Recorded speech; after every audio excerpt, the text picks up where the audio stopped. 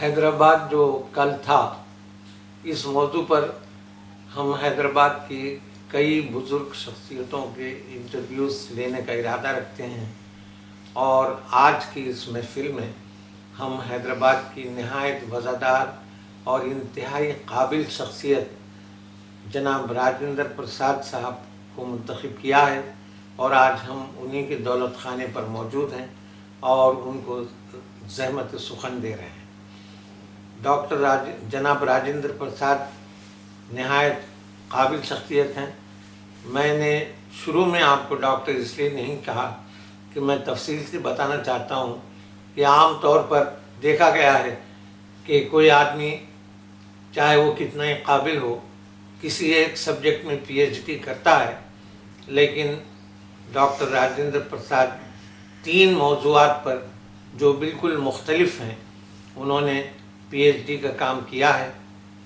انگریزی میں انہوں نے ڈاکٹریٹ کی ہے، پولیٹیکل سائنس میں انہوں نے ڈاکٹریٹ کی ہے، اور یہ جو ڈاکٹریٹ انہوں نے کی وہ ریٹائرمنٹ کے بعد شاید کی ہے، اور پولیٹیکل سائنس کے علاوہ بھی انہوں نے نظام آف حیدرآباد جو نظام ہفتم تھے ان کے دور حکومت کے ایک خاص حصے پر بھی ان کی نگاہ پڑی جہاں اوروں نے نگاہ نہیں ڈالی تھی، اور انہوں نے اس سمندر سے گویا ایسے موتی چن کر نکالے ہیں جن سے حیدرآباد جو کل تھا اس کے بارے میں بہت روشنی پڑتی ہے۔ یہ ہماری خوش نصیبی ہے کہ جناب راجندر پرساد اس بات پر آمادہ ہوئے کہ وہ ہمارے ساتھ کچھ دیر گفتگو کریں گے اور حیدرآباد جو کل تھا اس کے بارے میں بیان کریں گے۔ آپ کی عمر اگر دیکھا جائے تو ایسی کچھ زیادہ نہیں ہے، آپ میں سمجھتا ہوں ابھی 80 برس کے بھی نہیں ہوئے، چونکہ آپ کی پیدائش 1936 عیسوی کی ہے، تو اگر میں حساب میں غلطی نہیں کر رہا ہوں تو شاید آپ کو 80 سال مکمل ہونے میں کم و بیش 2-3 سال تو اور لگیں گے، اور اللہ کرے کہ آپ 100 سال پورے کریں تاکہ زیادہ سے زیادہ دنیا کو آپ سے فیض پہنچے۔ میں اگر بولتا چلا جاؤں تو شاید بہت کچھ بولنے لگوں، لیکن میں چاہتا ہوں کہ زیادہ تر جناب راجندر پرساد صاحب ارشاد فرمائیں، چونکہ ہمارے ناظرین کو دلچسپی انٹرویو لینے والے سے نہیں ہے بلکہ اس شخصیت سے ہے جو آج انٹرویو دے رہی ہے۔ آداب عرض کرتا ہوں جناب راجندر پرساد۔ ابتدا میں آپ کی ابتدائی تعلیم اور یعنی بی اے کے لیول تک آپ نے کہاں تک تعلیم حاصل کی، کہاں پر تعلیم حاصل کی اور ذریعہ تعلیم کیا تھا، اس کے بارے میں کچھ بتائیے، اور اپنا سن پیدائش۔ میں ابتدا میں یہ بتاتے چلوں کہ میری پیدائش جیسے آپ نے فرمایا 1936 عیسوی میں ہوئی، جی، اور ہمارے خاندان کا تعلق کہتے ہیں کہ مغلوں سے پہلے ابوالحسن خسرو شاہی تانا شاہ ان کے زمانے سے گولکنڈہ ادھر کے قریب میں بس گئے تھے۔ ویسے میری ابتدائی تعلیم ورنگل میں ہوئی، اور بعد میں حیدرآباد آیا تو پھر عثمانیہ یونیورسٹی میں تھا، وہیں بی اے اور ایم اے بھی کیا، بعد میں جو سرکاری نوکری میں چلا گیا، and I was with the central government of India. تو 2002 تک میری سروس رہی، اور ابتدا میں سرکاری مدرسے میں ہی میری تعلیم ہوئی۔ ہمارے خاندان کا تعلق کچھ اب کہیے دیشمکھی کہیں، زمینداری کہیں، مختداری کہیں، وہ سرکاری کیا انعام کیا کہیں پتہ جی، مختدار یہ تھے۔ ویسے ابتدائی تعلیم میری بہت پہلے سے تیلگو میری مادری زبان ہے. تیلگو کے ساتھ ساتھ اردو میں میری تعلیم ہوئی. اور ان دنوں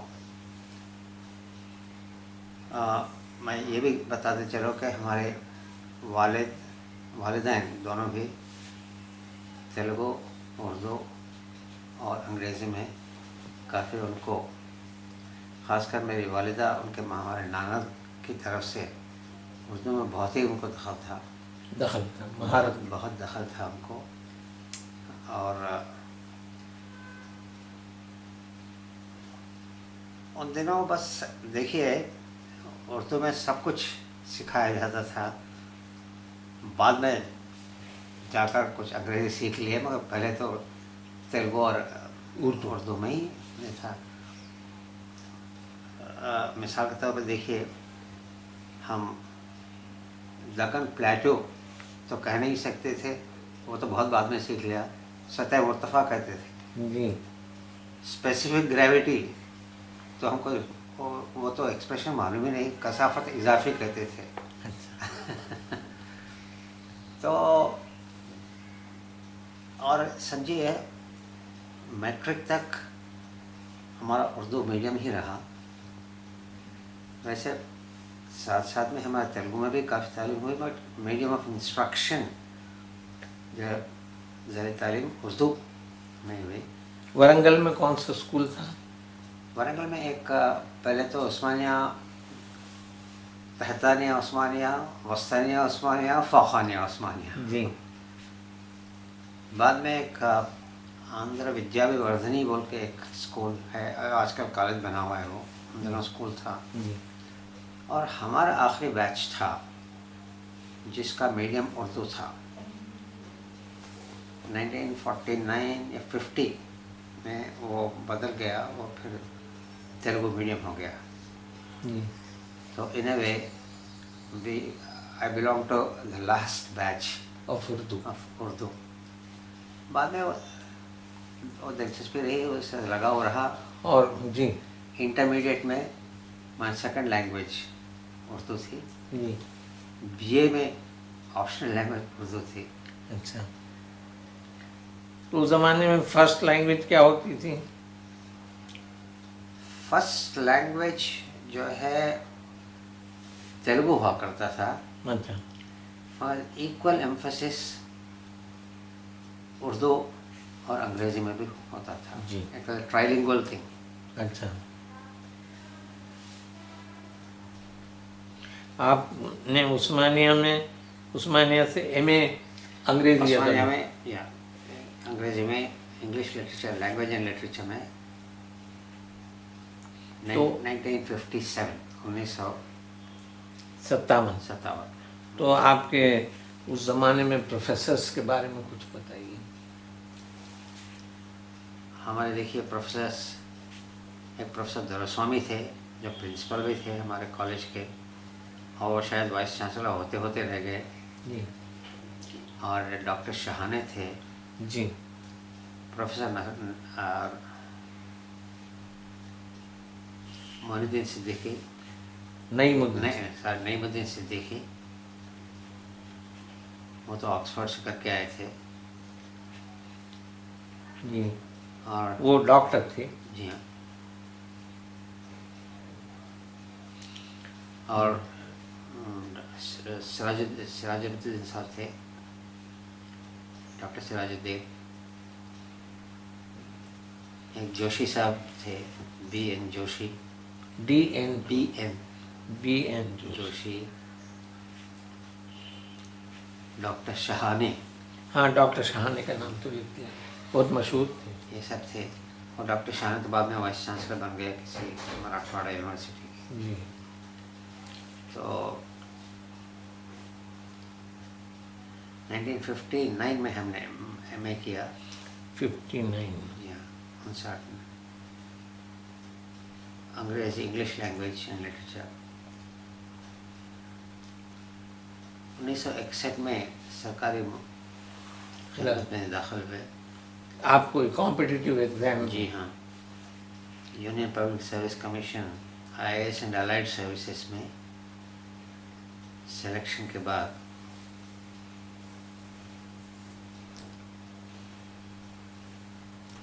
میں آپ وہاں پہلی پوسٹنگ آپ کی کہاں ہوئی؟ پوسٹنگ سے قبل میں 2 سال کا ٹریننگ ہوا کرتا تھا. جی. پہلا حصہ جو ٹریننگ کا تھا مسوری میں ہوا کرتا، ابھی بھی ہے، اور نیشنل اکیڈمی آف ایڈمنسٹریشن کہتے تھے اس کو جی. اس وقت. ابھی شاید اس کا نام بدل کے Lal Bahadur Shastri academy of administration ہوا ہے. جی. آپ کو ایک دلچسپ بات بتا دیں چلو جی. کہ ہمارے ٹریننگ بیچ میں جی. ایک صاحب رہا کرتے تھے، ان کا نام حامد انصاری، جو وائس جو ابھی وائس پریزیڈنٹ ہیں. اچھا. تو وہ کیا وہ بھی ٹریننگ لے رہے تھے؟ ہاں، وہ تو انڈین فارن سروس کے تھے. اچھا. He was ambassador also in many countries later. اچھا. وائس پریزیڈنٹ ابھی جو فی الحال ہاں نائب صدر ہیں جی ہاں. اپنے جمہوریت کے، جی. وہ بھی تھے. تو ان کا حافظہ اگر ابھی بہت اچھا ہے تو آپ کو یاد بھی رکھتے ہوں گے. جب وہ وائس پریزیڈنٹ بننے والے تھے، جی. اس وقت طے ہو چکا تھا کہ وہ بن ہی رہے ہیں. جی. تو میں نے ان کو خط لکھا کہ بھائی مبارک، اب آپ کے سردردی شروع ہو گئی ہے، پارلیمنٹ کو کیا سنبھالنا. راجیہ سبھا راجیہ سبھا وہاں تو کسی کا کوئی ڈسپلن چلتا ہی نہیں. تو انہوں نے جواب دے دیا. اور حال میں جب وہ آئے تھے تو میں زاہد علی صاحب سے ریکویسٹ کیا کہ میں ان سے جا کے ملنا چاہتا ہوں، جب مجھے لے چلو. بیچارے وہ یہ بھی کہ مگر اتنی بھیڑ ہو گئی وہاں پہ تو ہم ان سے مل نہیں سکے. خیر شاید کبھی مل لیں گے دلی میں جا کے. اس میں بہت ہی is a very perfect gentleman. جی. وہ انصاری صاحب اتنے انکساری ہیں ان میں، بہت. تو یہ کب 1961 61 کی بات ہے. تو ان کا بھی جو ایج گروپ ہے وہ آپ ہی کا ہوگا. بالکل، بس ایک آدھ سال کا فرق ہوگا. جی. یا شاید وہ بڑے ہوں گے یا میں عمر اچھا. Around the same time. اب دیکھیے نا 24 سال تو it was upper age limit. جی اب بڑھ گئی ہے نا. اب بڑھ گئی ہے، اس وقت 24 سال تھے نا. جی. جی. تو جو کوئی بھی وہاں ٹریننگ کے لیے ایسا ہم سب مل کے ہی تھے. جی. وہ سب 21 اور 24 سے کم. جی ہاں. جی. اس زمانے میں کتنے اٹمپٹ ہو سکتے تھے؟ اس وقت کوئی ایسا کچھ مجھے یاد پڑتا ہے، ایسا کوئی ریسٹرکشن تو تھا نہیں. اچھا. لکھتے جاؤ، مگر لوگ ایک بار لکھا، 2 بار لکھا، چھوڑ دیا. اتنا تو آپ نے پوسٹل ڈپارٹمنٹ کو آپ کیا؟ میں نے آپ نہیں کیا، مجھے دیا گیا. اچھا. تو مجھے کوئی ریگریٹ نہیں ہے. میں آپ کو ایک اور چیز بتاؤں. جی. میں فیملی نیم از ہرکارا. اچھا. Postman. وہ اس لیے کہ یہ تو قصہ ہے، we could verify it, but ہمارے خاندان میں ایک یہ ہے کہ وہ ہمارے جو فاؤنڈر تھے بانی، وہ مراٹھواڑہ مہاراشٹر سے آئے تھے اور ناسک کی طرف سے آئے. کب کی بات میں کہ گولکنڈہ محاصرے وہ اس وقت کی بات کہہ رہا ہوں. ایک لحاظ سے آپ کے جد امجد. ہاں، جد امجد. تو انہوں نے کچھ کارنامہ کر کے دکھایا جب جنگ چل رہی تھی. جی. تو وہ شہنشاہ جو بھی تھے خوش ہو گئے، تیرا نام ہرکارا ہے.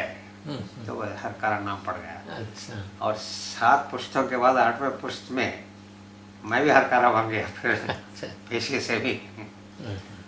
اسی لیے ایکس راجندر پرساد. جی ہاں. جی. اب تو ہرکارے کے معنی بھی لوگوں کو کم معلوم ہوں. جی. یہ تو بہت دلچسپ. مشتبہ حسین صاحب ایک کافی عرصہ پہلے ایک لکھے تھے پوسٹ مین کے بارے میں. جی. کیا بھلا کا مضمون تھا صاحب. جی. پوسٹ مین ہے، he is everybody's friend, he is nobody's enemy. اتنا مزاحیہ یہ تھے. آپ مشتبہ حسین صاحب سے پوچھ لیجئے، ان کے پاس ہوگا.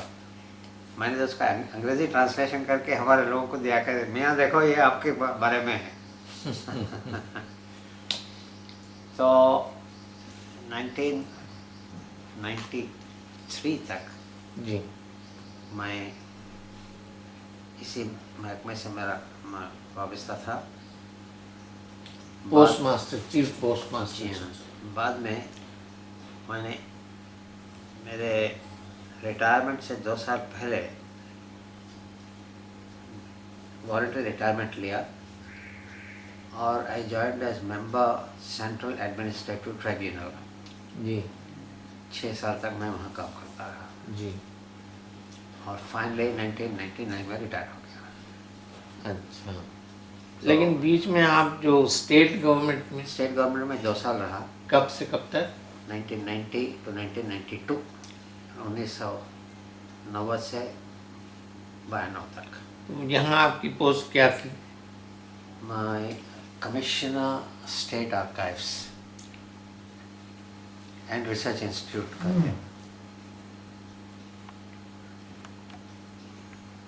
तो यहाँ ये बड़ी अहम हमारे एतबार से है कि हैदराबाद जो कल था उसमें आपकी ये जो पोस्ट रही है कमिश्नर स्टेट आर्काइव्स, तो जाहिर है कि आपने कदीम हैदराबाद की बहुत सी मौजू है, वो हैदराबाद जो कल था, तो एक तो आपका हाफिज़ा नहायत उम्दा, फिर आप ऐसे बड़े ओहदों पर रहे हैं और सोने पे सुहागा ये कि 2 साल तक आपने आसार कदीमा के महकमे में आला खिदमत पर आप फायज रहे। तो जो उन मखतूतात से जो मालूमात आपको हासिल हुई और जो बातें आपने अपनी इब्तदाई ज़िंदगी में और आगे देखी, कुछ उनके बारे में बताइए। ये आंध्र प्रदेश स्टेट आर्काइव्स जो है हैदराबाद स्टेट के का सक्सेसर इंस्टीट्यूशन है ये, और यहाँ पे बेशकीमत लाखों की तादाद में तारीख़ी डॉक्यूमेंट्स मौजूद हैं। शाहजहाँ औरंगज़ेब के ज़माने से आज तक जितने भी सरकारी डॉक्यूमेंट्स हैं बहुत इनका ज़ख़ीरा है। और मैं समझता हूँ नेशनल आर्काइव्स जो दिल्ली में है उसके बाद कई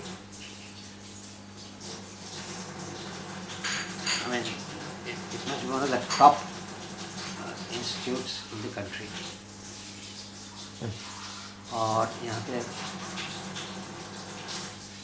फारसी मोडी स्क्रिप्ट में, अंग्रेज़ी में, उर्दू में, तेलुगु में, हर ज़बान में डॉक्यूमेंट मौजूद हैं। सरकारी ये आसफ जाह के फरामीन जो हैं सारे बोलिए बंद करने के लिए। सर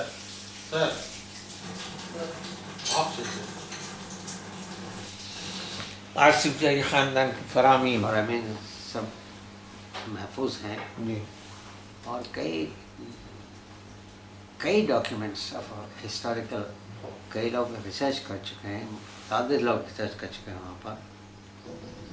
और अलावा गवर्नमेंट डॉक्यूमेंट्स के प्राइवेट कलेक्शन भी बहुत हैं जो लोगों ने डोनेट किए। हाँ, अतिया किया हुआ है। वो प्राइवेट डॉक्यूमेंट क्या हो सकते हैं? अब देखिए हर डॉक्यूमेंट तो इतना कीमती नहीं हो सकता, मगर उसमें कई चीज़ें उसमें अदबी हो सकते हैं, कुछ सियासी हो सकते हैं, कुछ इंतज़ामी हो सकते हैं जी तो उनकी अलग अहमियत है। जी सरकारी जो दफातर हैं उसके तो वो तो अपना उनका अलग ही ये है। ये प्राइवेट कलेक्शन भी हर जगह, इंग्लिस्तान में देखिए आप, अमेरिका में देखिए, यहाँ अपने मुल्क में प्राइवेट कलेक्शंस का फॉर इंस्टेंस इमादुल मुल्क का प्राइवेट कलेक्शन है स्टेट सेंट्रल लाइब्रेरी में। ऐसे बहुत सी चीज़ें हैं। ये मुझे आपसे अर्ज़ करना ये है कि ज़ाहिर है कि इस 2 साल की मुद्दत में بعض مخطوطات آپ کی نظر سے گزرے ہوں گے جن سے آپ کو قدیم حیدرآباد کے تعلق سے کچھ باتیں معلوم ہوئی ہوں گی۔ پھر دوسری بات یہ ہے کہ آپ نے دوران گفتگو مجھے بتایا تھا جس کے 1911 سے لے کے 1919 یا 1920 تک کا جو وقفہ ہے جس میں 1911 میں تو عثمان علی خان تخت نشین ہوئے اور 3 سال تک انہوں نے سر تالار جنگ سوہم کو اپنا پرائم منسٹر رکھا، بعد میں باغ دور 1911 میں جب وہ تخت پہ آئے جی تخت نشین ہوئی جی مہاراجا سر کرشن پرساد ان کے وزیر اعظم وزیر اعظم تھے۔ 1 سال کے اندر ہی شاید کسی وجہ سے وہ یا نکل گئے یا ہٹا دیے گئے، وہ کچھ ہے جی اس کا۔ بعد میں سالار جنگ صوبہ یوسف علی خان جن کے نام سے سالار جنگ میوزیم میوزیم پر بنا ہوا ہے، اور بہت ہی نوجوان تھے اس وقت، ویری ینگ مین، جی وہ بنائے گئے، جی وہ 3 سال تک رہے۔ بعد میں انہوں نے وہ جس کا پورے ریاست کا انتظام اپنے ہاتھ میں لیا، اور بغیر عثمان علی خان۔ عثمان علی خان نے تو یہ کب تک رہا؟ 1919 تک تھا، یعنی وہ بلا شرکت غیر 1914 سے 1919 5 سال۔ اینڈ کوانسیڈنٹلی وہ جنگ عظیم کا زمانہ تھا، جی فرسٹ ورلڈ وار کا وہ پیریڈ تھا۔ بات یہ تھی کہ لوگوں نے جس وقت سر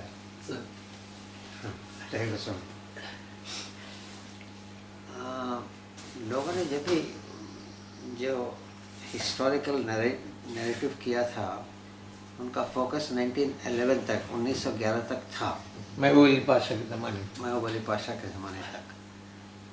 وہ کئی وجوہات تھے، وہ کافی پاپولر رولر تھے، اور وہ کچھ تغیر کا زمانہ تھا، انگریزوں کی کا اثر ذرا بہت ہی زیادہ ہو گیا تھا۔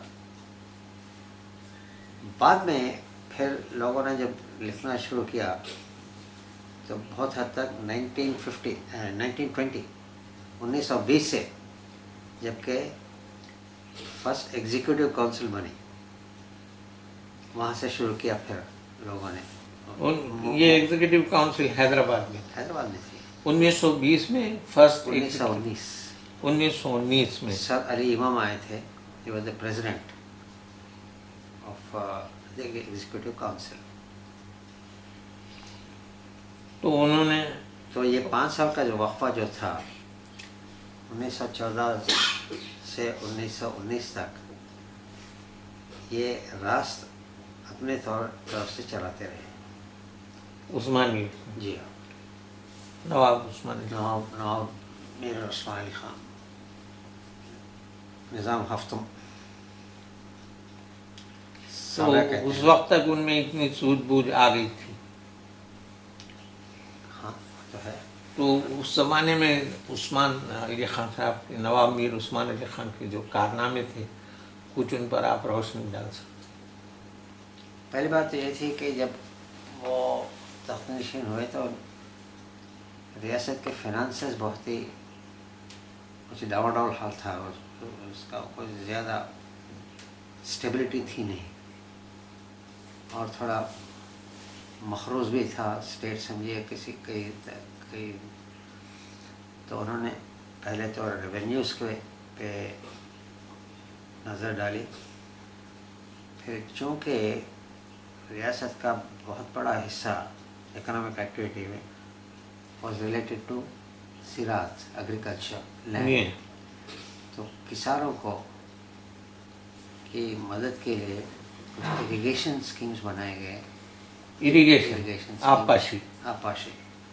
آبپاشی پہ خاص نظر ڈالی گئی،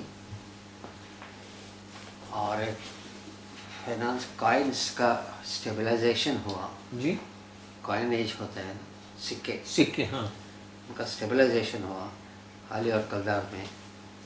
तो वो 7 हाल ही के 6 कलदार होते थे। हाँ, ये तो मतलब ये सर सरार जंग के ज़माने से वो चल रहा था, हाली और कलदार का। Hyderabad was one of the very few states which was allowed to mint its own coins. जी। और इनके पोस्टल एंड कम्युनिकेशंस भी इनके थे अलग, like some other states, some other leading states. Railways का कि काफ़ी वसत दी गई उस वक्त। तो ये कहाँ से कहाँ तक थी? पहले तो बहुत ही महदूद ये थे रेलवे लाइन, उधर औरंगाबाद तक थी शायद, इधर बिजवाड़ा कहते थे उस वक्त तक। लेकिन बिजवाड़ा तो निज़ाम का एरिया नहीं था, मतलब लिंक था। और सिंगरेनी कोल फील्ड की तरफ भी एक रोप लाइन जाती थी। बाद में इनका काफ़ी एक्सपेंशन हुआ रेलवेज का, एंड एविएशन का भी बहुत, एविएशन का मतलब हवाबाजी। नहीं, पहले हम रेलवे की बात मुकम्मल कर लें जी। तो ये निज़ाम स्टेट रेलवे NSR कहलाती थी। निज़ाम स्टेट जी, पहले निज़ाम गारंटीड रेलवे स्टेट्स का, निज़ाम गारंटीड स्टेट रेलवे। गारंटीड से क्या मतलब था? बहुत ज़रा अजब किस्सा है। जब पहली बार वो रेलवेज का ये हुआ तो इसका सारा फंड जो है लंदन में फराहम किए गए, और मतलब the finances were look for from London. अच्छा, तो लोग दे कंट्रीब्यूटेड फॉर शेयर्स। अच्छा, यानी एक लिहाज से फ्लोट किया गया। और खैर ज़मीन तो अपनी ही थी इनकी, यानी रेलवे लाइन बिछाने के लिए। हाँ। अब बात यह है ना कि जहाँ पे भी रेल गाड़ियों का उस वक्त लॉन्च हुआ, जी, अंग्रेज़ों की दिलचस्पी थी उसमें, जहाँ पे उनके तिजारती या किसी और मकसद से उनको सामान की आमद रफ्त थी, संजीव ट्रूप्स की थी, या टी या किसी कपड़ा, चाय कपड़ा जो भी। तो एक लिहाज से हुआ हैदराबाद पहली दफ़ा स्टॉक एक्सचेंज या शेयर बिजनेस में आया। और इनके जो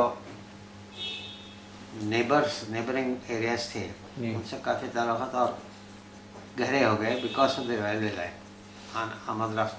तो ये कोई ना कोई किसी न किसी बंदरगाह से कनेक्टेड, हाँ, जैसे बॉम्बे, मद्रास, बॉम्बे, हाँ, मद्रास, ये दोनों तो थे। और उन दिनों 1911 तक तो Calcutta was the capital. East India company का। नहीं, ईस्ट इंडिया कंपनी तो 1857 में ही उसका खत्म हो गया, गवर्नमेंट ऑफ इंडिया आ गया था। जी जी, ब्रिटिश गवर्नमेंट। तो ये 1911 में दिल्ली लाया गया दारुल खिलाफा, जी, कलकत्ते से। जी। तो उस वक्त निज़ाम ऑफ हैदराबाद ने गोया एक लिहाज से बैरूनी सरमाए से यहाँ कुछ परसेंटेज, तो they wanted some guarantee of returns, तो सरकार ने वो ऐसी गारंटी दे दी हमको। अच्छा, वो जाके फिर 1930s में जी, वो सब ख़त्म हो गया, निज़ाम स्टेट रेलवे बन गया और गारंटीड निकल गया। वो सर 1930 में 31 और 32 ऐसे कुछ सर अकबर हैदरी के ज़माने में हुआ है। जी। तो उसके जिन दिनों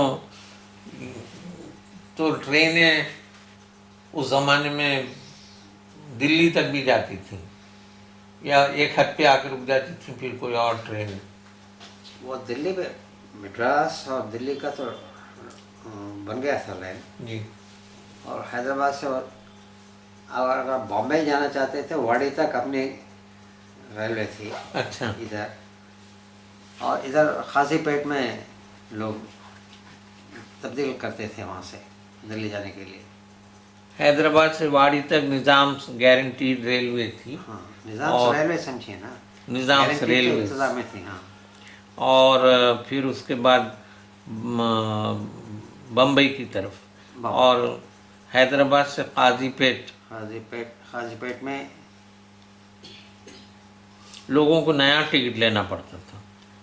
नहीं, टिकट तो नहीं लेना पड़ता था, मगर वहाँ चेंज करना पड़ता था। चेंज से मतलब ट्रेन बदल जाती थी। ट्रेन बदल जाती थी। वो जो मद्रास से जो दिल्ली जाते थे। अच्छा, तो लोगों के उतरने चढ़ने में कुलियों की और थोड़ी सी इनकन्वीनियंस तो होती थी। नहीं, ऐसी कोई बात नहीं इसमें। अच्छा, इनके जो 5 साल जो दौर था जिसमें इन्होंने तन्हा काम किया, यानी मेरा मतलब एक लिहाज से खुद मुख्तार हैसियत से, तो उसमें 2 बातें, अंग्रेज़ों को इस पर कोई एतराज़ नहीं हुआ। ये समझिए कि खुद मुख्तारी तो थी नहीं, हाँ, अंग्रेज़ों के सुपरविजन तो था ही, बट उन दिनों अंग्रेज़ जो है बहुत ही उसमें इन्वॉल्व थे अपने वर्ल्ड वॉर में। अच्छा, तो ज़्यादा इधर तवज्जो नहीं थी। ज़्यादा तवज्जो नहीं किए, और वो 1919 तक जो है हालात बदल गए, और इन पे एक दबाव डाला गया कि इनको अब ये छोड़ देना चाहिए डायरेक्ट एडमिनिस्ट्रेशन, क्योंकि कुछ ऐसे चीज़ें सामने आई थी, अंग्रेज़ों के नज़र में आई थी जो वो पसंद नहीं करते थे। तो उन्होंने काफ़ी प्रेशर डाला कि भाई अब कुछ काउंसिल ऑफ मिनिस्टर्स या एडवाइजर्स होनी चाहिए। तो फिर इन्होंने एक एग्जीक्यूटिव काउंसिल बनाया। एक तो रेलवेज का था, इरिगेशन प्रोजेक्ट्स भी काफ़ी हैं इन दिनों में। ये कौन से थे? पालेर था जी, निज़ाम सागर तो बाद में बना, हमारे स्क्रिप्ता तो हुई उसी ज़माने में। जी,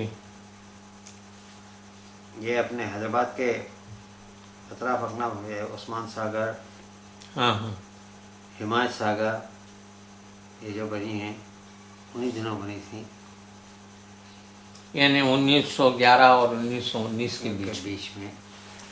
यूनिवर्सिटी का की इब्तिदा हुई जामिया उस्मानिया। जामिया उस्मानिया के।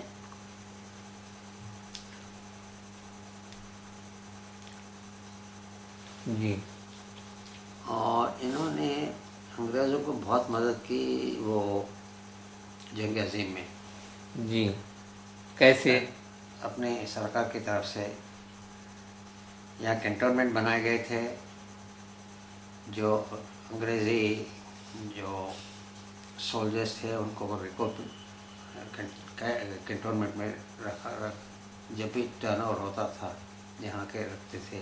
जी, और इन्होंने काफ़ी बॉन्ड्स खरीदी, वॉर बॉन्ड्स, मतलब सरकार की तरफ से। बॉन्ड्स यानी वो अदा शुदा नहीं थे, मेरा मतलब उनका पेमेंट हुआ बाद। हाँ, नहीं, परचेज द बॉन्ड्स। नहीं, इन्होंने परचेज किए होंगे, लेकिन एक मुद्दत के बाद पैसा दिया अंग्रेजों ने।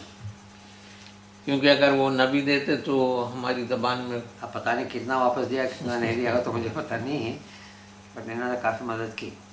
मैं और समझ यहाँ से काफ़ी गल्ला ट्रूप्स के लिए दिया गया, और कई कई तरह के से मदद हम अक़साम हमारी तरह की मदद दी गई। अच्छा, इसी की वजह से उनको वो जंग के अख्ताम पर हिज एग्ज़ॉल्टेड हाइनेस का खिताब दिया गया, जी, जो किसी और राजा महाराजा और नवाब को नहीं दिया गया। सबसे फेथफुल अलाई भी कहा गया, यार वफादार यार सल्तनत वफादार। बरतानिया। जी, ये भी उन्हीं को दिया गया। हाँ, ये मैं समझता हूँ कि सर विश्वेश्वरैया को भी इस ज़माने में शायद बुलाया गया इरिगेशन प्रोजेक्ट। जी हाँ, वो क्या करने 1908 में जो मूसी नदी में तूफानी आई थी, जी हाँ 1908 में, जी तो बाद में वो विश्वेश्वरैया साहब को इधर बुलाया गया। उन्होंने ये उस्मान प्लाट सागर प्रोजेक्ट, उस्मान सागर और हिमायत सागर का प्रोजेक्ट उनका और अपने तरफ से अली नवाज जंग थे। जी at that time was a very young engineer, जी और इंग्लैंड जाके आए थे और वहाँ से एक इंजीनियरिंग करके आए थे। कॉपर सील कोई मशहूर कॉलेज था वहाँ पे शायद। जी हाँ, हाँ कॉपर्स क्रिस्टल शायद। जी हाँ हाँ कॉपर्स, जी जी हाँ। सर अली नवाज जंग जी वो तो काफ़ी, ये उनके असिस्टेंट थे अली नवाज जंग विश्वेश्वरैया। पता नहीं असिस्टेंट, बहरहाल हैदराबाद में वो उनका काफ़ी he was a talented young ji, engineer ji. Time. चुनाचे अभी हाल में उनका मुजस्समा भी शायद लगा है उस निज़ाम सागर में। शायद हाँ, अभी मैं जलसे में गया था, जी जी जी। बता रहे थे। तो शायद अच्छा कुछ शायद विश्वेश्वरैया के जूनियर भी थे शायद जी। असिस्टेंट। तो उसके बाद फिर तुगयानी आना बंद हो गई, यानी वो काफ़ी, और फ्लड गेट्स बाद में वगैरह। जो है आरएस बलदा में जितने मकानात बने, जी वो भी जो है जो वो तूफानी में जो इफेक्ट हुए थे लोग, जी उनको बसाने के लिए कुछ हद तक उनको दिया। ये आरएस बलदा में आजकल जो पुराने महल जो दिखते हैं ना आपको, जी ये सब उसी ज़माने के हैं। जैसे मलकपेट। मलकपेट में है, शायद मल्लेपल्ली में होगा। हाँ लेकिन आरएस ये बलदा मल्लेपेट साहब बहुत पुरानी ऑर्गेनाइजेशन है ये। जी city improvement board. City improvement board, और वो उसके साथ निज़ामुद्दीन जंग भी उसमें बहुत दिन तक वो वाइस प्रेसिडेंट थे। जी प्रेसिडेंट तो मौजमजा थे काफ़ी दिन तक, जी प्रिंस मौजमजा। अच्छा जब ये तनहा चलाते थे कारोबार हुकूमत का, तो ऐसा तो नहीं हुआ कि कभी कुछ गलतियां भी इनसे हो गई हैं? क्योंकि तनहा बगैर एडवाइस के भी कभी चले गए। लगता है कि मसलन कुछ गलतियाँ भी उसमें जाना छोड़ दें, इसमें अच्छा। वो बहुत पुरानी बातें। मगर ये कहूँ कि कुछ शिकायत भी दिल्ली तक पहुंच गई थी, जी और उनके प्रेशर की वजह से इनको ये छोड़ना पड़ा। जी हालांकि 5 साल तक चलाया उन्होंने और बहुत खूब चलाया, जी पर कुछ ऐसे भी कुछ हो जाता है जब आदमी काम हो करता गई है तो थी। गलती भी कभी हो कुछ जाती पर्सनल हैं, कुछ ऑफिशियल हैं, तो किसी वजह से अब अंग्रेज़ों को अभी ये नापसंद था कि ये अकेले अपने हाथ से करते हैं, इनको कोई एडवाइज़र चाहिए। है। जी तो एक काउंसिल बनाया गया जिसके सर अली इमाम को बिहार से लाया गया। वो सर अली इमाम was the executive council of this at the centre, vice rice executive council के मेंबर थे, मेंबर थे। काफ़ी बड़ा नाम था उनका, बड़े काबिल आदमी। काबिल आदमी, was very eminent lawyer and a very well known person, scholar तो ये कितने साल रहे? नहीं टिक सके, 3 साल रहे बस। जी बाद में हमको जाना ही पड़ा, छोड़ना ही पड़ा, कि किसी हालत वो, और उसमें भी कुछ अख्तलाफात थे, उसका कई वजूहत थे समझिए। वो सर अली इमाम आए थे कुछ वो डिफरेंट बैकग्राउंड से, और यहाँ तो शाहों का राज था, तो शायद इनको कुछ पसंद नहीं था, वो भी इसकी ताब नहीं ला सके कुछ, यानी म्यूचुअल डिसलाइक थोड़ी सी। ये अच्छा, वैसे तो बहुत ये मालूमात आपकी जो पीएचडी आपने किया है, तो उसमें और क्या बातें शामिल की हैं? जो पीरियड निज़ाम का जो अनरिकॉर्डेड चला गया था। I called it the Sunshine and Shadows, अच्छा, the छपाया भी है. the direct administration of the Nizam 7th of Hyderabad. Sunshine, Sunshine and Shadows. Sunshine जो है, जितने भी मुफीद कारनामे हुए जो अच्छे हुए उनका काफ़ी तफसीली ज़िक्र है. अब शैडोज़ का भी कुछ ज़िक्र है कि क्या वजूहात थी जिनके बिना पे इनको डायरेक्ट एडमिनिस्ट्रेशन छोड़ना पड़ा. तो हम इसको उजाला और साए कहें. बस आपने ठीक है. नहीं नहीं, आप मैं समझ मेरा अपना पर्सनल ये है कि उजाला ज़्यादा था जी. और साए भी थे.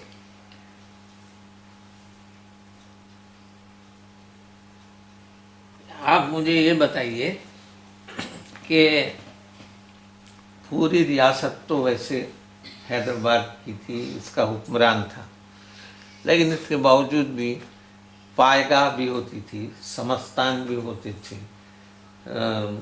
उसकी वजह क्या थी? एडमिनिस्ट्रेशन में कुछ आराम. तारीख़ी वजूहात हैं. पायगाह जो है वो 13 जंग आए थे और पहले निज़ाम के साथ, आसफ जाबुल के साथ, जी. और बाद में उनके वो ये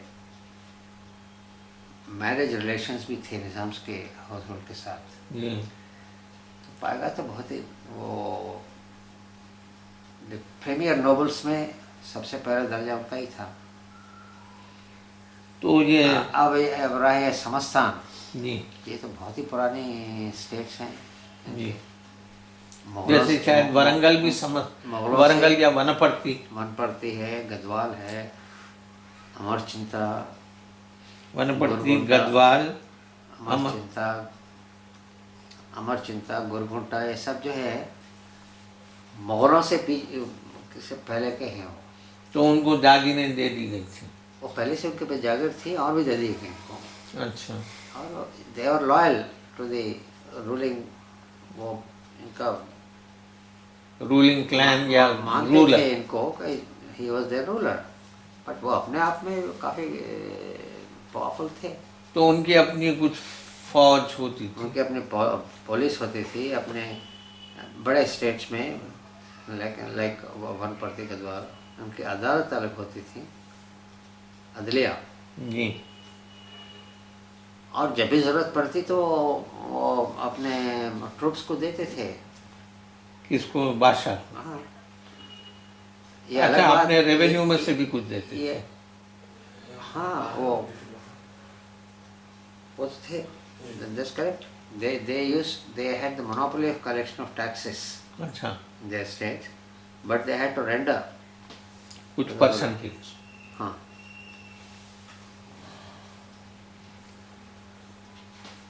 ये आपने ये गया. तो ये समस्थान, सबसे बड़ा समस्थान कौन सा था? गदवाल, वनपर्ती, पालोंचा, पालुंचा तो कोत्तागुड़म के पास. खम्मम की तरफ. अच्छा. ये तो काफ़ी बड़े. चुनाचे ये गदवाल में कुछ सिल्क इंडस्ट्री भी हुई, तो वो राजाओं की बनाई थी. शायद, मगर उनके जो एनकरेजमेंट मिला उनको बहुत बाद में हुआ. अच्छा. उनकी सेंचुरी में. जी. ये निज़ाम की छोड़िए, मैं आपको और चीज़ बताऊं. जी. आपने शायद सर निज़ामुद्दीन जंग का नाम सुना होगा. हाँ. बहुत ही रिमार्केबल पर्सनालिटी थी उनकी. जी. यानी हैदराबाद जो कल था, हाँ. ये काबिल कदर हस्तियों में सर निज़ामुद्दीन. निज़ामुद्दीन जंग का शायद काफ़ी ऊपर आता है उनका नाम. जी. वो बैरटला थे. जी. वो उन्होंने अपनी इब्तदाई ज़िंदगी शुरू की एज अ मुंसिफ मजिस्ट्रेट. जी. नांदेड़ या परभणी का कहीं. जी. और रफ्ता रफ्ता he went on by stages. He rose in official position and he became a chief city magistrate, ji. then registrar of the High Court, judge of the High Court, chief justice of High Court. عدالت العالیہ سرکار علی. عدالت العالیہ سرکاری علی. جی ہاں. تو قانونی یعنی قانونی نگاہ بھی بہت اچھی تھی. وہ تو بیرٹ لائی تھی. جی جی اور وہ تو خیر دیٹ واز ون ایسپیکٹ. جی. He was a exceedingly wonderful writer, thinker, شاعر تھے, ٹرانسلیٹر تھے, اور انگریزی تو بڑی بلا کے لکھتے تھے وہ. جی. کہاں کے پڑھے ہوئے تھے؟ یہ کیمبرج کے تھے, کیمبرج میں پڑھے. یہ ویسے تو یہاں پہ انہوں نے کچھ دن سینٹ جارج گرامر اسکول میں پڑھا, جی اور بعد میں وہ مدرسے عالیہ میں بھی تھے.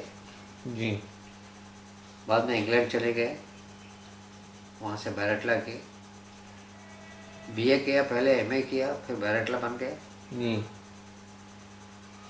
اور یہ انگریزوں کے کافی قریب رہا کرتے تھے. مطلب he was respected by English. the Englishman for his learning and his sane and sensible outlook. یعنی براڈ مائنڈیڈ تھے. ہاں. اور رہے یہ بہت ہی he was also close to the then نظام, یعنی عثمان. عثمان علی خان صاحب نے, نظام ہفتوں سابق. جی. تو کبھی کبھی وہ میڈیٹر کے فرائض بھی انجام دیتے. کافی میرا خیال ہے گو بٹوین جیسا بولتے ہیں. ہاں, گو بٹوین کا مطلب ایز اے ریسپیکٹڈ ریپرزنٹیٹیو. جی. یہ اچھا. اور کئی چھوٹے چھوٹے شاید کچھ پرابلمس بھی آئے تھے, شاید ان کی وجہ سے بھی کچھ سارٹ آؤٹ ہو گئی ہوں گی. یعنی بعض مسائل. اور یہ سروجنی نائیڈو کے بہت ہی قریبی دوست تھے. ان کی عمر تقریباً ہم عمر تھے, اور یہ کچھ دن تک وہ سروجنی نائیڈو کے والد جو تھے اگورناتھ چٹوپادھیائے, ان کے گھر میں بھی جا کے ان کی کچھ پرائیویٹ تعلیم ہوتی تھی. اچھا. اس وقت سروجنی نائیڈو بھی کافی چھوٹی تھی. اگورناتھ چٹوپادھیائے شاید وہ اس کے نظام کالج کے پرنسپل بھی تھے.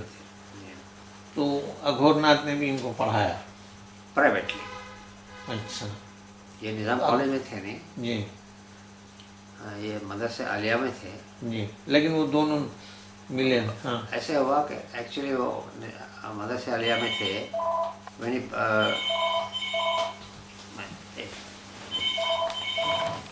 نظام الجنگ کے بڑے بھائی who later became Rifat Yar Jang II. G. He was already in England. اس وقت انگلینڈ میں چلے گئے تھے. جی. یہ بھی ان کو بھی جانا تھا, مگر عمر کم تھی. جی. تو 1-1.5 سال ان کو انتظار کرنا پڑا. جی. وہ 1-2 سال ان کو اگورناتھ چٹوپادھیائے کے پاس بھیجا گیا. وہ پرائیویٹ.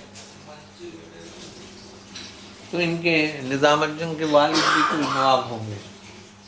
رفعت یار جنگ اول, اچھا. جو سالار جنگ کے بہت ہی قریبی مانے جاتے تھے. جی. وہ تعلقات بھی تھے. رفعت یار جنگ دوم بھی تعلقدار تھے ورنگل میں. جی. شاید اورنگ آباد میں بھی تھے. جی. تو صوبے دار ہوں گے چونکہ وہ اورنگ آباد اور ورنگل وغیرہ صوبہ کا تو نہیں, تعلقدار تھے. جی. صوبیدار کے انڈر تعلقدار بھی جی. ہاں. جی. جی. جہاں تک مجھے یاد ہے وہ تعلقدار تھے.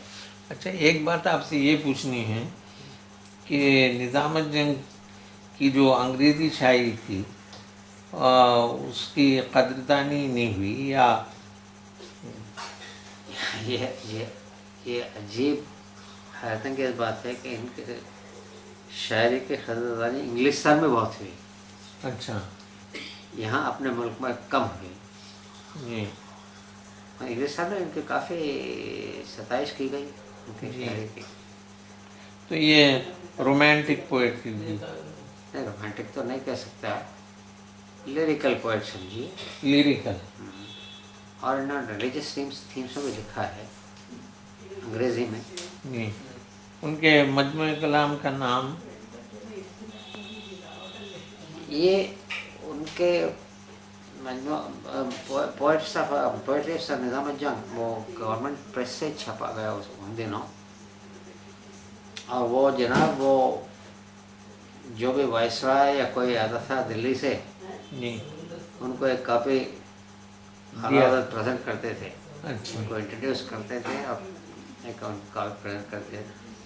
ظہیر احمد صاحب نے بعد میں اس کو کافی پبلش کرایا ان کے کلیکشنس کو. جی. اور ان کے اور بھی بہت کافی رائٹنگس ہیں جو پبلش ہوئی نہیں جی. یعنی ابھی بھی ہیں؟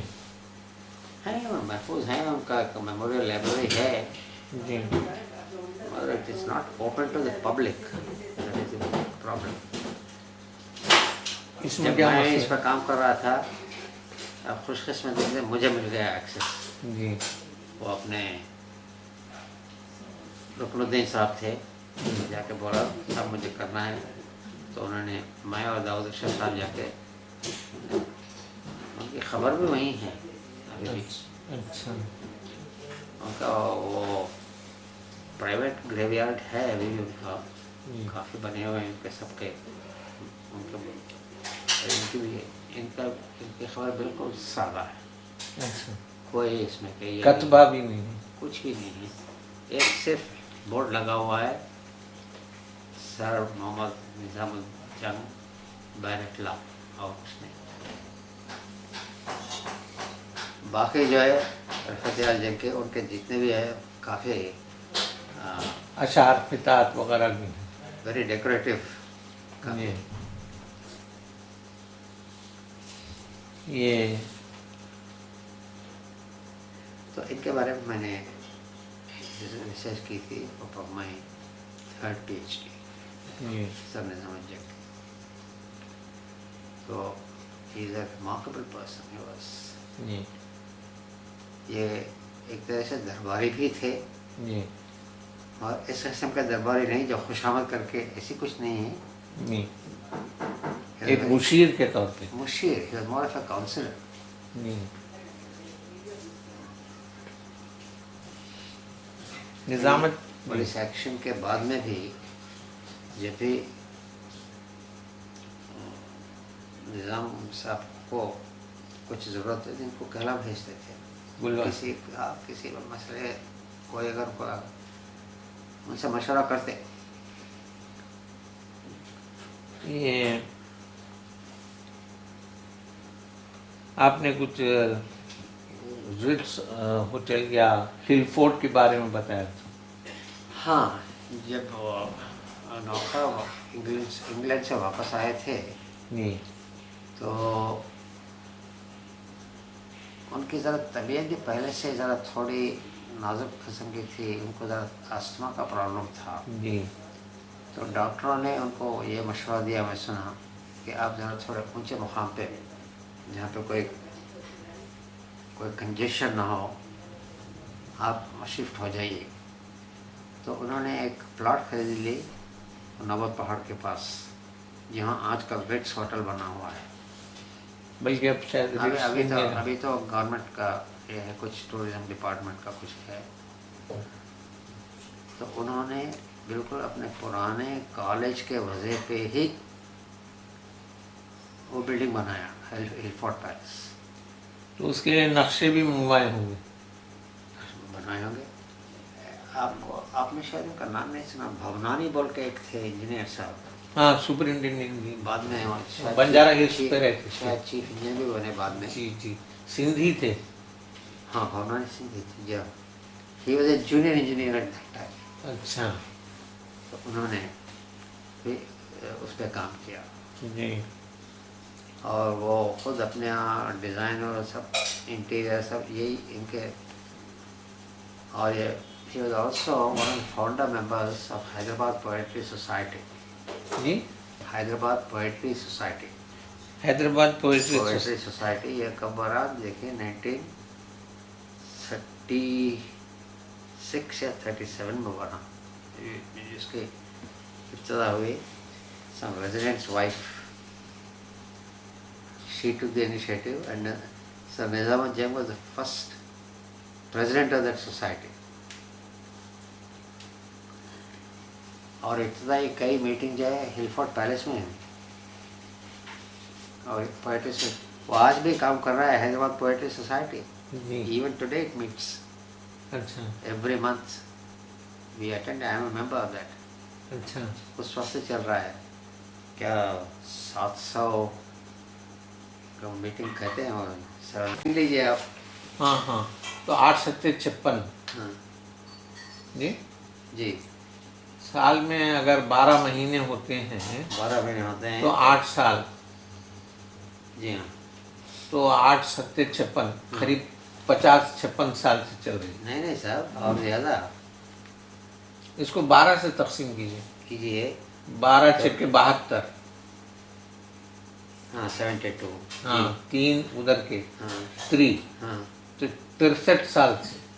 7 हाँ अब बीच में कभी नागा भी हुआ होगा शायद। हाँ नहीं नागा इसलिए होता है कि वो अंग्रेज़ों के ज़माने से एक रस्म चली आई समझिए। वो गर्मा समर आते ही वो भाग जाते थे। कौन? उठे अंग्रेज़ वाले हाँ। रेजिडेंट हो कोई भी हो जी हाँ जी। तो 2 महीने नहीं होता था। अच्छा तो अब ये अभी वो अभी भी चल रहा है ऐसे ही 2 महीने नहीं होता है। साल में सिर्फ 10 तो अभी भी इंग्लिश पोएट्स हैं। 10 मीटिंग होते हैं समझिए।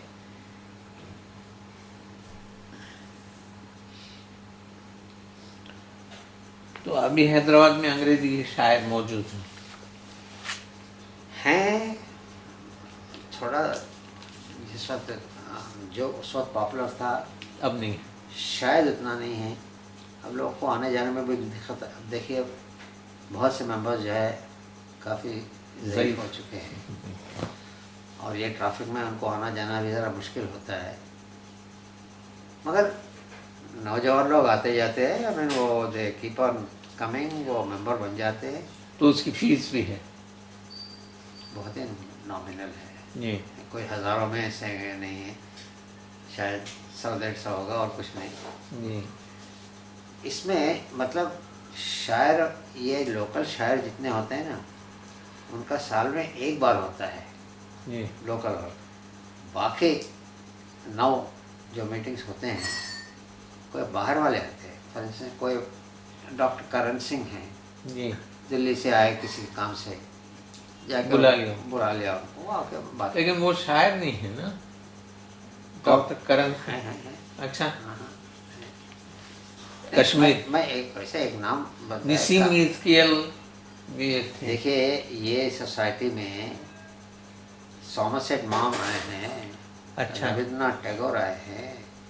E.M. फॉस्टर आए हैं अच्छा वो ज़माने में। अभी जी। काफ़ी है शिव कुमार हैं वो भी आते रहते हैं। जी यानी E.M. हर महीना कोई ना कोई। E.M. Foster Somerset E.M. Foster को तो यूं भी दिलचस्पी इंडिया से थी। ये बिलखुसूस वो सर सैयद के जो पोते थे रास मसूद रास मसूद जी से वो बहुत करीब थे। चुनांचे उर्दू हॉल के लिए शायद 1000 पाउंड का अतिया भी उन्होंने दिया था। और ए पैसेज टू इंडिया में वो देवास में थे। देवास एक स्टेट है जी राजस्थान में राजपूताना में। जी छोटा स्टेट है समझे मध्य प्रदेश में है कोई बड़ा स्टेट नहीं है। उनके प्राइवेट सेक्रेटरी बन के आए थे वो कौन? महाराजा के E.M. फॉस्टर। अच्छा उनका हैदराबाद से ताल्लुक़ ये है। जी और ये जो पैसेज टू इंडिया है ना जी जो उनका लिखा हुआ जी उसमें काफ़ी एक मराबार केव्स बोल के उसमें काफ़ी जिक्र है। उसमें काफ़ी इवेंट्स भी होते हैं। जी that is I believe modelled on Bidar fort. अच्छा रास मसूद के की वजह से वो हैदराबाद आते जाते रहे और उनको ज़्यादा दिलचस्पी हो गई हैदराबाद के इसे اس لیے ان کا حیدرآباد سے تعلق ہے. جی اب میں شاہانہ صاحب کی بات کر رہا تھا نا, جی انہوں نے ای ایم فارسٹر کے بکس پہ پی ایچ ڈی کیا. اچھا اور دلچسپ بات یہ ہے کہ وہ لکھتے تھے اور ان کو بتاتے تھے صاحب میں یہ لکھ رہا ہوں, جی. آپ دیکھیے اس میں کچھ. آپ کو ایک منٹ ہے, جو ہے وہ برٹش. ہاں ایسا ہے کہ ایکچولی دس ابھی شروع کیا. ہاں پوسٹل میں ایک سوال آپ سے کرنا چاہتے, جن دنوں حیدرآباد کا اپنا پوسٹل سسٹم تھا, تو اس زمانے میں اس کا ایڈمنسٹریشن کیسا تھا؟ اور کیونکہ آصف, میں نے یہ بھی دیکھا پرانے زمانے کے ٹکٹ, اس میں آصف جائی ٹکٹ بھی ہوا کرتے تھے, تو کچھ اس کے بارے میں آپ روشنی ڈالیں گے. اب دیکھیے یہ پوسٹل سسٹم جو ہے کسی کنٹری کا one of the symbols of sovereignty. جی for instance currency, postage, customs, army, یہ سب سمبلس آف ساورنٹی. جی تو ہندوستان میں جو ہے 550 ریاستیں تھیں, بڑی چھوٹی. جی ہاں جی کچھ بڑے اسٹیٹس, پرنسلی اسٹیٹس جو کہتے ہیں, ان کو اپنا پوسٹل سسٹم تھا. حیدرآباد کا اپنا پوسٹل سسٹم تھا. اور یہاں پہ 2 قسم کے سسٹم چلتے تھے. ایک تو اپنا ریاستی تھا, دوسرا جو برٹش انڈیا کا پوسٹل سسٹم بھی چلتا تھا.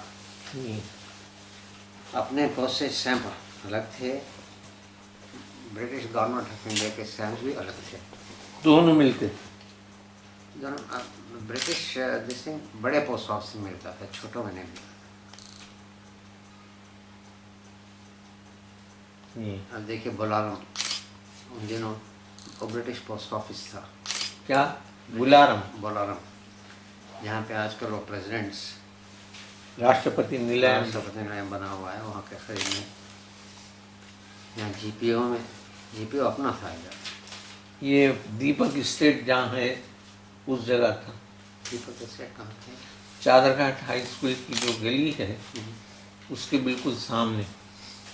ہاں زمرد محل کی لائن میں. ہم جب اسکول میں پڑھتے تھے 8ویں 9ویں میں, تو جی پی او یہ بڑا نہیں تھا. یہ جو موجودہ عمارت ہے ہاں وہ تو میرے سروس میں رکھا, ہم نے خود, میں خود تھا وہاں پہ.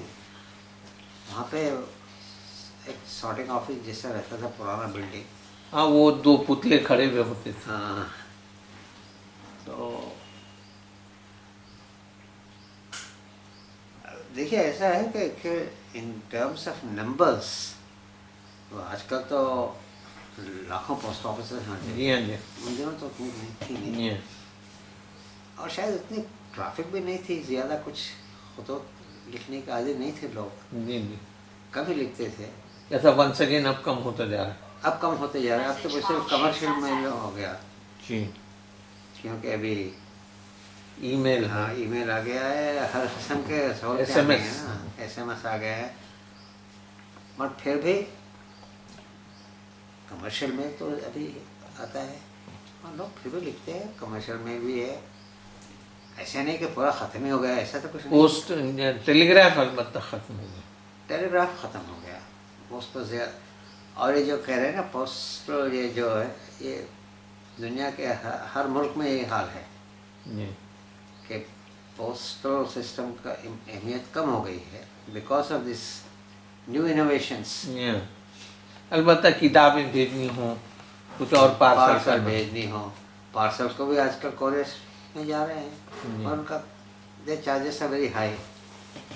اب ہے دیکھیے, اس کا فائدہ الگ ہے, اس کا فائدہ الگ ہے, اس کے اپنے خصوصیات ہیں. تو عام طور پہ خطوط جیسے یہاں سے ورنگل کتنے دن میں چلے آتے تھے؟ یہاں سے دیکھیے, جب بعد میں جب ریلویز جب آئی ہیں تو 1-2 دن میں ایک, اگر آپ یہاں پہ ایک خط ڈالے تو دوسرے دن پہنچ جاتا تھا. یہ ڈسٹرکٹ ہیڈ کوارٹرز کی کوئی پرابلم نہیں تھی.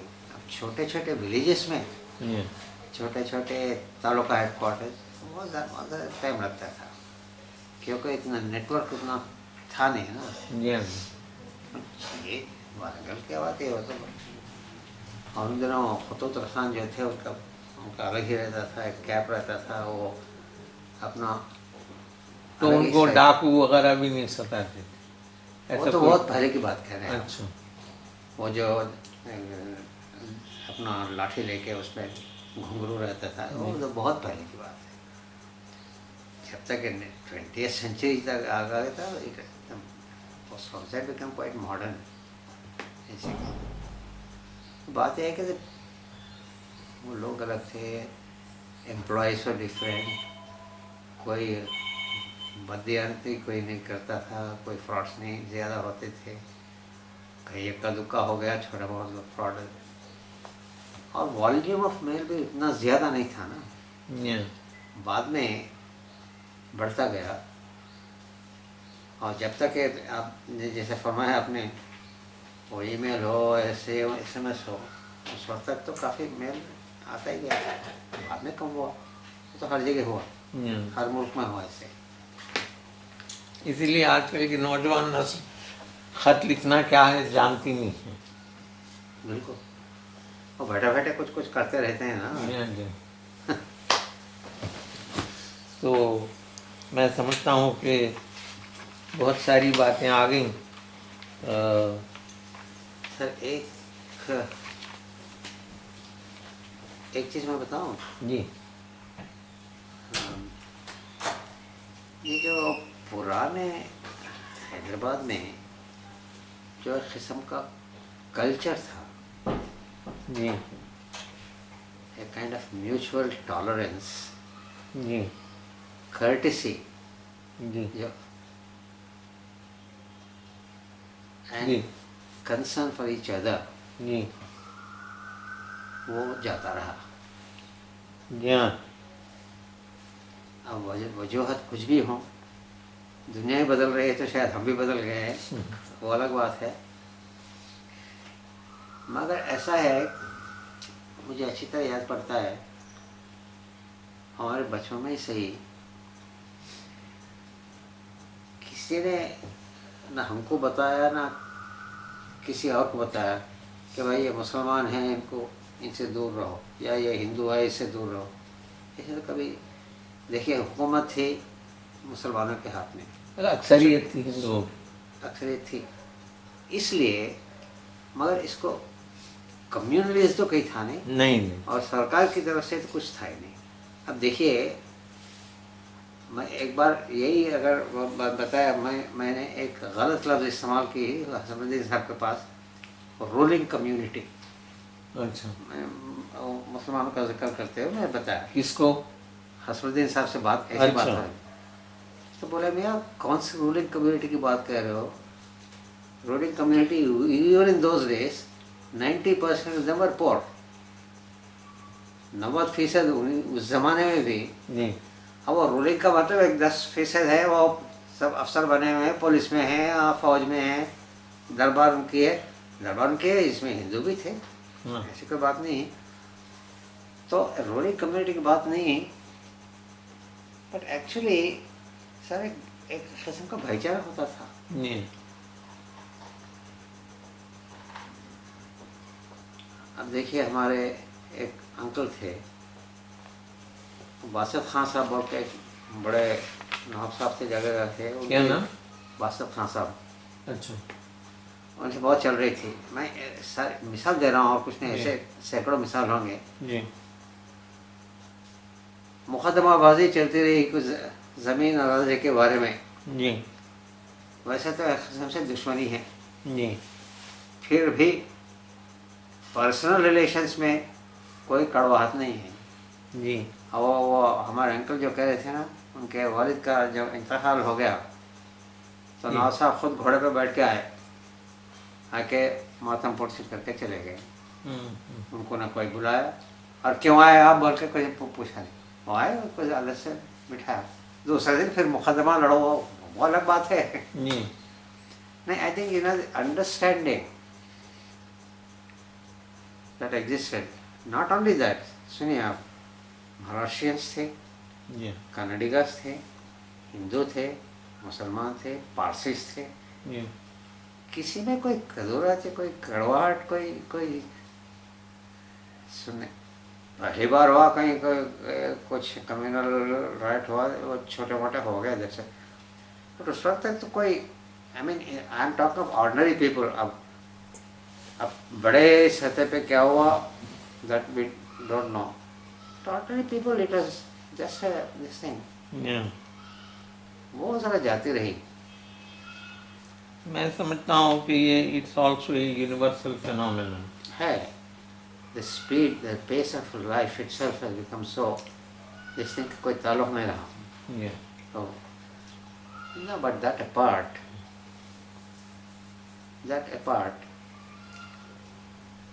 वो जी। I would say the government, although it was in the hands of a particular community, जी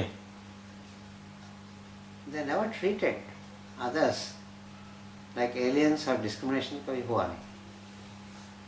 अब कहाँ हुआ, कुछ हुआ, अब देखिए वो पता है वो थोड़ी बहुत तब्दीली शायद 1935 या 40 के बाद आई। अब वो आए because of the what was happening in the rest of India, हाँ it was not a home ground product. हम्म, अब उधर जिन्ना साहब को और गांधी जी को कुछ इख्तिलाफ आ गए, उसके इधर बहादुर खान साहब को और किसी और को, दैट्स अ पॉलिटिकल थिंग। मैं पॉलिटिक्स की तरफ जा ही नहीं रहा हूँ साहब, अच्छा पॉलिटिक्स तो हर जगह ऐसे ही है, जी हर वक्त ऐसे ही था। I am talking ordinary person. हाँ, was unused to worldly ways। आपको मैं बताऊँ, एक छोटी सी एग्जाम्पल देता हूँ। हमको उर्दू वो होता था ना छोटे क्लासेस में, बोलता फायदा। फायदा नहीं, बोलता फायदा से थोड़ा ऊपर, गंगा जी, कृष्ण और सुदामा। हाँ, ये कहानी तो मैंने पढ़ी, वो चावल ला के देते हैं। हाँ ठीक, तो किसी ने ये नहीं सोचा कि भाई ये तो ये हिंदुओं का ये है, ये क्यों मतलब, वो नहीं होता था। They was an understanding, sadly that is gone. जी हाँ। अच्छा, फिर क्या था? मैट्रिक में हमको ब्रिज नारायण चकबस की नज़्म थी, क्या है वो, कुछ ये था कि वो रुखसत हुआ लेकर खुदा का नाम, राह वफा की मंजिल अव्वल हुई तमाम। ये रामचंद्र जी के बनवास पे नज़्म थी। रुखसत हुआ वो बाप से लेकर खुदा का नाम, राह वफा की मंजिल अव्वल हुई तमाम। ये सब क्या था? बनवास के बारे में। अच्छा, फिर कई ऐसे शायर भी थे जिनकी नातें भी थी। हाँ, ये तिलोक चंद महरूम वगैरह, खैर वो तो बाहर के लोग हुए। अब हातिम ताई का किस्सा पढ़े हम, हाँ, कौन हातिम ताई, न यहाँ के हैं, न आपके हैं, न हमारे कहीं के हैं, पढ़े, वो भी अच्छा ही था। हाँ, क्योंकि उसमें से इनडायरेक्टली कुछ सबक निकलता था, चाहे जेनरोसिटी का हो, टॉलरेंस का हो। और हाँ, मैं एक बात आपसे पूछना चाह रहा था कि आप कदीम पुराने हैदराबाद में अच्छी स्पीचेस आपने किसी की सुनी है, उर्दू अंग्रेजी में? देखिए मैं सुना, बहादुर और जंग बड़े वंडरफुल स्पीकर थे, मैंने ना उनको देखा ना सुना। कासिम रजवी साहब भी बहुत पावरफुल स्पीकर थे, मैंने नहीं सुना उनका।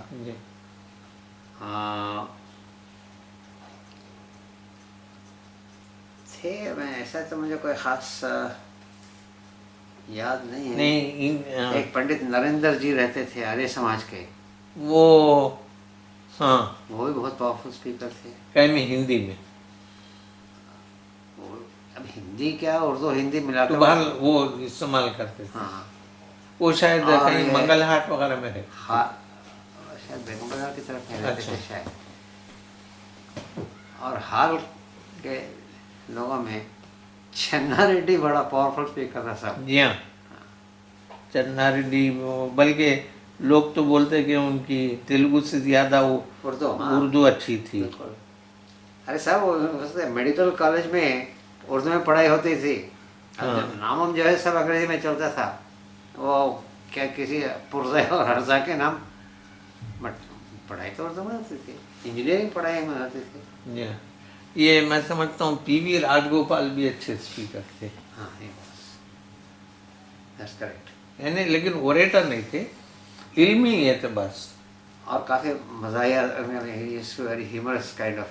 हाँ, क्योंकि उनका लड़का वो अमेरिका में है आजकल, हाँ अमेरिका में है, उसका नाम शेषाद्री या कुछ ऐसा नाम है। शेषाद्री। जी हाँ। शेषाद्री वो नौबत पहाड़ के नीचे के हिस्से में थे, हाँ, मकान रहते थे था। और राजगोपाल। तो वो जब आए थे तो एक बार मुझसे मिले और एक बार फ़ोन किया, तो वो भी अच्छे ही स्पीच देता था, लेकिन जाहिर है कि बाप की बात नहीं थी। फिर वो इंजीनियरिंग में आ गए थे, इंजीनियरिंग में आए या क्या किए पता नहीं, भाल अमेरिका जी से। जी हाँ जी हाँ।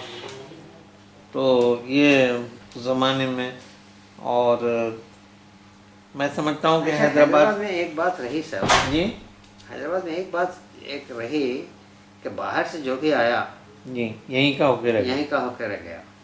जी हाँ। मैं आपको एक चीज़ बताऊं, हमारे दो असादिसा के बारे में बताना चाहता हूँ। एक साहब अब्दुल रज़ाक, जी वो कहीं मसूली पठन से आए थे। जी एक तरह से उनकी ज़बान तेलुगु ही समझिए, जी क्या उस्ताद थे साहब। अब वो जब उर्दू बात करते थे तो ज़रा हम हंसते थे उनको, जी आंध्रा टाइप ऑफ उर्दू बात करते थे, but what a teacher he was. जी। और दूसरे एक अनवर साहब आए थे, मोहम्मद अनवर, अच्छा।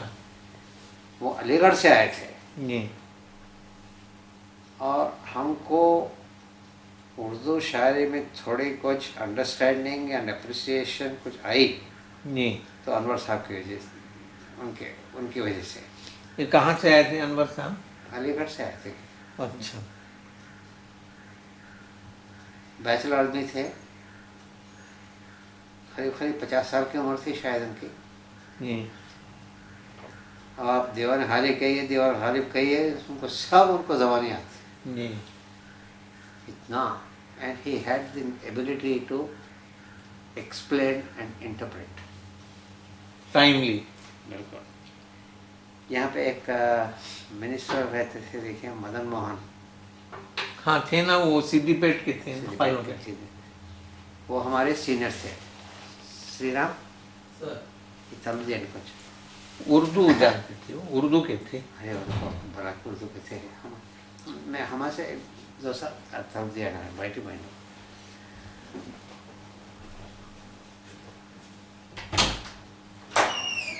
वो मदन मोहन उनके बहुत ही चहेते शागिर्द थे। किसके? अनवर साहब। अनवर साहब क्या पढ़ाते थे सब। जी अरे मतलब I'm not taken only to say equally good Hindu teachers also, ऐसी कोई बात नहीं है। But what I'm saying is nobody really thought in terms of this and that. जी हाँ जी। वो कोई नहीं, अभी भी मैं समझता हूँ कि इंटरव्यू तो अब तकरीबन हो गया है, बंद कर सकते हैं, बंद कर देंगे। हमारी डॉक्टर राजेंद्र प्रसाद से एक यादगार मुलाकात थी। आज 20 जनवरी है और मैं समझता हूँ कि शाम के 5:30 बज रहे होंगे, 6 बज रहे। हालांकि मैंने उनसे वक्त लिया था सिर्फ 1 घंटे का, लेकिन बातें ऐसी निकली कि न वो मुझसे बेजार हुए और न मेरी सेरी हुई कि मैं रुक जाता।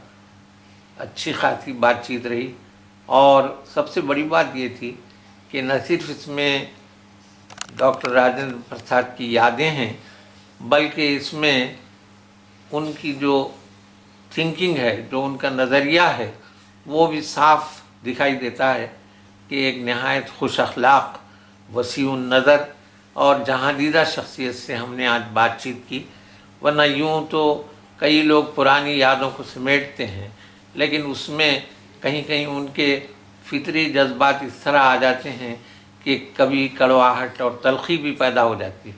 लेकिन मैंने महसूस किया کہ ڈاکٹر راجندر پرساد نے جس انداز سے ہر چیز کو پیش کیا وہ اپنی جگہ بالکل درست اور اس میں کسی طرح کی آمیزش نہیں تھی. اور میں سمجھتا ہوں کہ یہ ہم نے جو سلسلہ شروع کیا ہے حیدرآباد جو کل تھا اس کی ایک بہترین کڑی آج کا انٹرویو ہے. اگر اس میں کچھ کمی رہ گئی ہے تو وہ انٹرویو لینے والے کی کمی ہے، دینے والے کی کوئی کمی نہیں. بہت بہت شکریہ.